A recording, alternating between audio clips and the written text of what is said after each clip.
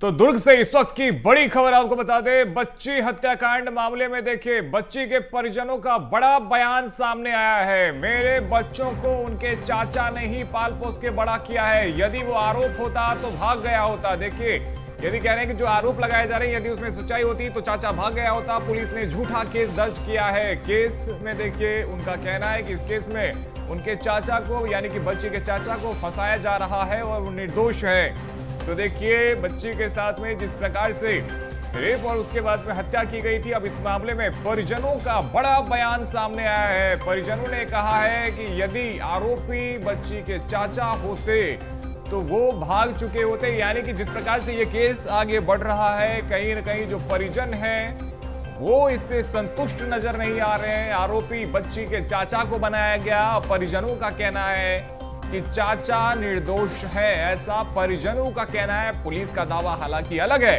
Police ने दावा किया और बताया कि जब पूछताछ की गई कड़ाई के साथ में तो उसमें चाचा ने अपने जुर्म को कबूल कर लिया था। यह पुलिस का आधिकारिक बयान है, लेकिन परिजन इस बात को मानने से इनकार कर रहे हैं। परिजनों का साफ तौर पे कहना है कि बच्ची का यदि हत्या उनके परिजन उसके चाचा ने किया होता तो वो वहां से भाग गया होता।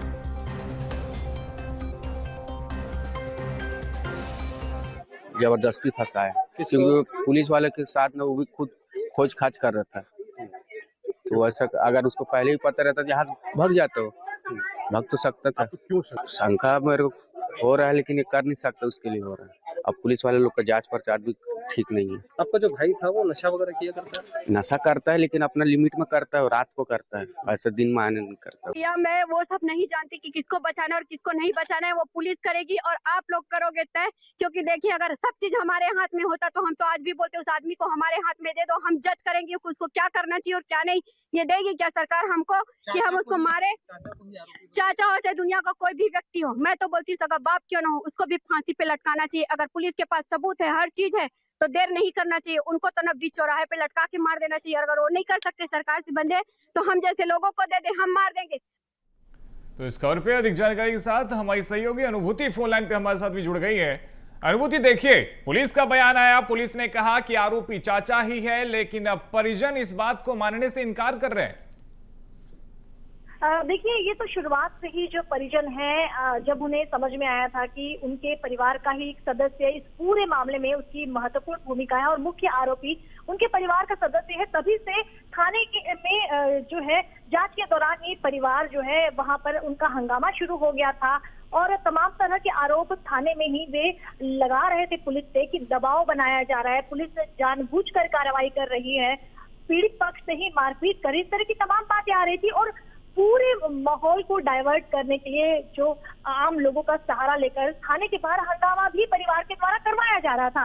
लेकिन पुलिस की जांच में पुलिस ने बारीकी से इस पूरे मामले की जांच की है और मिनट टू मिनट जो है एक रिकॉर्ड तैयार किया है। तमाम जितने भी संदिग्ध थे सभी का जो है रिकॉर्ड तैयार करने के बाद चाचा की गतिविधियां शुरू से पुलिस को संदिग्ध लग रही थी और परिवार के भी सदस्य जिसके पहचान को अभी फिलहाल पुलिस ने छिपाया हुआ है उसके द्वारा भी चाचा पर संदेह व्यक्त किया गया था। और जब पुलिस ने इस पूरे मामले में जांच की तो चाचा ही जो है वो इस पूरे मामले में दोषी पाया गया। महत्वपूर्ण बात यह है कि जब बच्ची गायब हुई थी घर से तो बच्ची की चप्पल जो आखिरी बार उसकी दादी का कहना है कि बच्ची 10 बजे जो है उसे दिखी थी घर में ही और बच्ची की चप्पल भी घर से बाहर नहीं निकली थी, घर में ही बच्ची की चप्पल दिखी थी।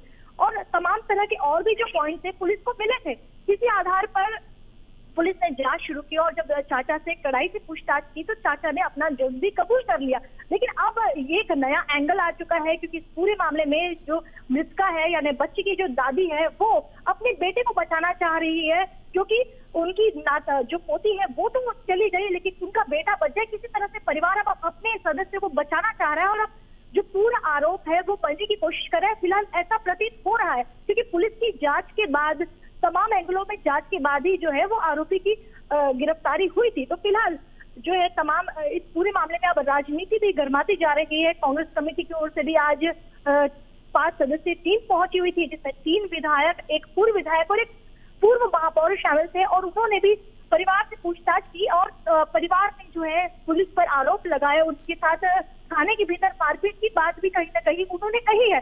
तो फिलहाल ये जो टीम है 5 सदस्यीय टीम जो है वो भी अपनी जांच रिपोर्ट तैयार कर कांग्रेस कमेटी को सौंपेगी। और आज राष्ट्रीय मानवाधिकार आयोग की ओर से जो है सदस्य शताब्दी पांडे 3 सदस्य टीम के साथ पहुंची हुई थी और उन्होंने भी परिवार के लोगों से चर्चा की है और परिवार ने उन्हें भी बिल्कुल यही बातें कही है कि पुलिस के द्वारा उन्हें प्रताड़ित किया गया है, थाने के भीतर मारपीट की गई और परिवार के सदस्य को फंसाया जाएगा। तो तमाम जो बातें हैं और तमाम एंगल्स से वे भी जांच करेगी और अपनी जो रिपोर्ट है वो सरकार को भी सौंपेगी और इसके अलावा राष्ट्रीय स्तर पर भी रिपोर्ट सौंपेगी। तो फिलहाल इस पूरे मामले में अब कहीं ना कहीं परिवार ने यू टर्न ले लिया और साथ ही साथ इस पूरे मामले में अब राजनीति भी गरमाती जा रही है। देखने वाली बात यह है कि अब ये जो केस है वो क्या जाहिर तौर पर जब पुलिस जांच आगे बढ़ाएगी, रिपोर्ट पेश किया जाएगा तो पूरा मामला स्पष्ट हो जाएगा। बहुत शुक्रिया अनुभूति आपका हमारे साथ में जुड़ने के लिए, तमाम अपडेट्स के लिए।